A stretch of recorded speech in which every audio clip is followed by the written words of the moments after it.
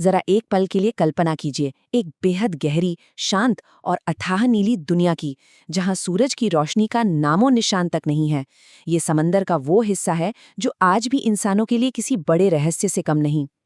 आज के इस विशेष विश्लेषण में हम इसी अछूते महासागर पर राज करने वाले एक बेहद ऐतिहासिक कानूनी ढांचे की गहराई में उतरेंगे। इसका पूरा नाम है बायोडाइवर्सिटी बियॉन्ड नेशनल जुरिस्डिक्शन, यानी BBNJ अग्रीमेंट। अब सवाल उठता है कि आखिर ये विषय अचानक खबरों में क्यों है। दरअसल एक बहुत बड़ी वैश्विक हलचल हुई है। पनाव जैसे एक छोटे से देश से शुरू हुआ अनुसमर्थन यानी रैटिफिकेशन का सफर हाल ही में मोरक्को के रैटिफिकेशन के साथ अपने जादुई 60 के आंकड़े को पार कर गया है। और इसी के साथ ये पक्की तारीख तय हो गई है कि ठीक 17 जनवरी 2026 से ये अंतर्राष्ट्रीय कानून पूरी दुनिया में लागू हो जाएगा। दशकों के लंबे इंतजार के बाद अब पहली बार ग्लोबल ओशन गवर्नेंस यानी वैश्विक महासागर शासन में इतना बड़ा और क्रांतिकारी बदलाव होने जा रहा है। ये सिर्फ कागज के चंद पन्नों पर लिखी कोई साधारण संधि नहीं है, बल्कि हमारे ग्रह के सबसे बड़े और सबसे अनजान हिस्से को बचाने की शायद आखिरी और सबसे मजबूत उम्मीद है। और यही वजह है कि 17 जनवरी 2026 की ये तारीख इतिहास के पन्नों में हमेशा के लिए दर्ज होने वाली है। ठीक इसी दिन biodiversity beyond national jurisdiction agreement, जिसे पूरी दुनिया आम बोलचाल में हाई सीज ट्रीटी के नाम से भी जानती है, कानूनी तौर पर ज़मीनी हकीकत बन जाएगा। सबसे पहले समझेंगे इस विशाल अछूते नीले समंदर को। ये महासागर की कुल सतह का 64% हिस्सा घेरते हैं। अगर पूरी पृथ्वी के क्षेत्रफल की बात करें तो ये करीब 44% बैठता है। ये वो पानी है जो किसी भी देश के एक्सक्लूसिव इकोनॉमिक जोन यानी EEZ की 200 नॉटिकल मील वाली समुद्री सीमा से बहुत बहुत आगे स्थित है। मतलब यहाँ किसी का भी राज नहीं चलता। और बिना किसी नियम कानून वाला ये सीमा रहित समंदर कोई वीरान जगह नहीं है। यहाँ लगभग 22 लाख समुद्री प्रजातियां और खरबों सूक्ष्म जीव बसते हैं। ये एक बहुत ही क्रिटिकल बायोडाइवर्सिटी हॉटस्पॉट है, लेकिन किसी की कोई जवाबदेही न होने की वजह से आज ये हिस्सा बेतहाशा दोहन और भयानक प्रदूषण का शिकार हो रहा है। जरा सोचिए, केवल साल 2021 में ही समंदर में करीब 1,70,00,000 टन प्लास्टिक फेंका गया। इस ट्रेजेडी ऑफ कॉमन्स को रोकना अब हमारे पास कोई विकल्प नहीं, बल्कि मानवता की मजबूरी बन गया है। अब बढ़ते हैं भाग 2 की तरफ, कानूनी विकास। इतनी विशाल क्षेत्र को बचाने के लिए महासागरों के संविधान को समझना बहुत जरूरी है। यहाँ सबसे अहम बात समझने वाली ये है कि BBNJ अग्रीमेंट कोई रातों रात बना कानून नहीं है।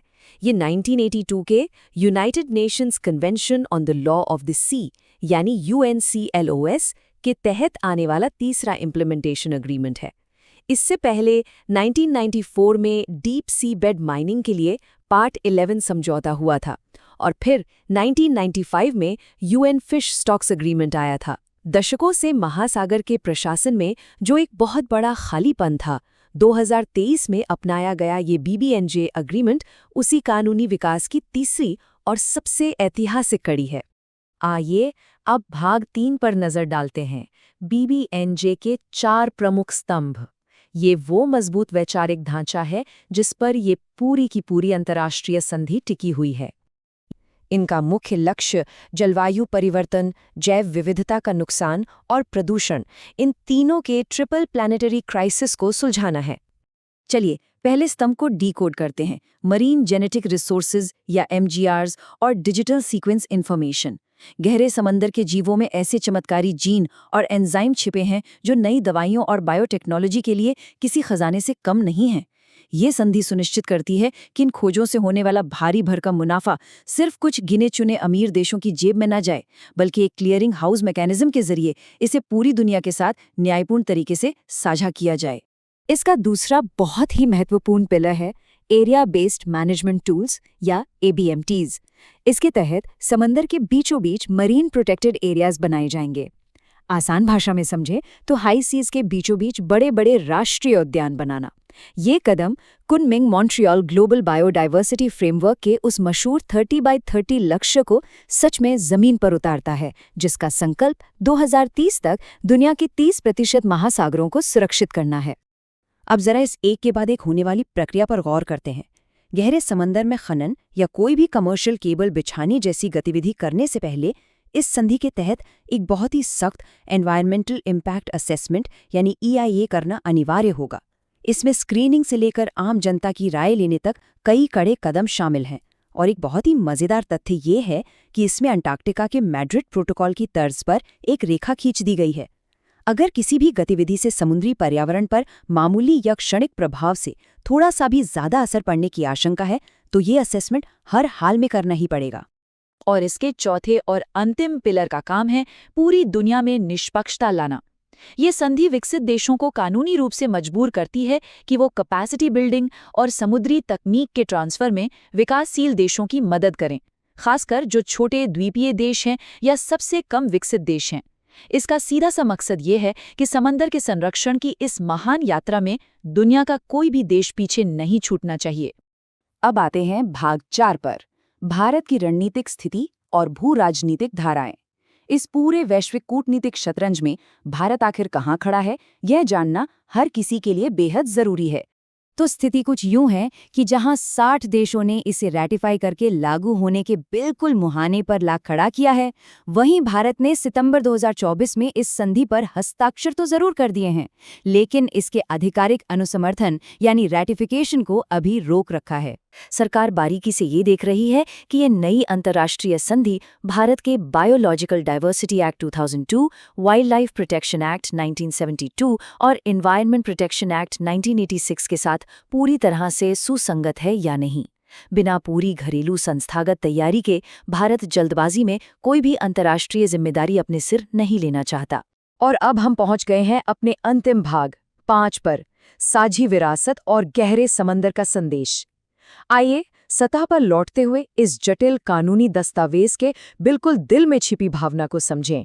ये पूरा का पूरा BBNJ एग्रीमेंट एक बहुत ही मार्मिक और जीवन रक्षक कहानी कहता है।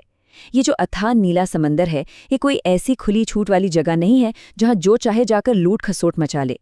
यह हम सभी की, पूरी मानव जाति की एक साझी विरासत है जिसे कॉमन हेरिटेज ऑफ ह्यूमैनिटी कहा जाता है। 17 जनवरी 2026 को जब महासागरों के संविधान में ये सबसे अहम और ऐतिहासिक संशोधन लागू होगा तो पूरी दुनिया के सामने एक बहुत ही बड़ा ज्वलंत प्रश्न खड़ा होगा। क्या गहरी नीले समंदर का ये नया कानून सच में इंसानी लालच और बेतहाशा दोहन पर लगाम लगा पाएगा, या फिर ये भी पानी की सतह पर खींची गई सिर्फ कुछ अदृश्य सरहदें बनकर रह जाएगा? नतीजा चाहे जो भी निकले, इतना तय है कि BBNJ एग्रीमेंट महासागरों के भविष्य और हमारी पृथ्वी के अस्तित्व को बचाने की अब तक की सबसे बड़ी उम्मीद है। इस विशाल नीली दुनिया की गहराइयों पर जरूर विचार कीजिएगा। अगर ये वीडियो आपको पसंद आया हो तो लाइक जरूर करें, शेयर करें उन दोस्तों के साथ जिन्हें UPSC, लॉ या जनरल नॉलेज की तैयारी करनी है। और हाँ, सब्सक्राइब करें। आप अपने सुझाव या सवाल नीचे कमेंट में लिख सकते हैं। UPSC एंड कॉम्पिटिटिव एग्जाम की गाइडेंस या मेंटरशिप के लिए संपर्क करें। Our contact information is given in description. धन्यवाद। मैं हूं कृणाल ठाकुर। मिलते हैं अगले भाग में। जय हिंद।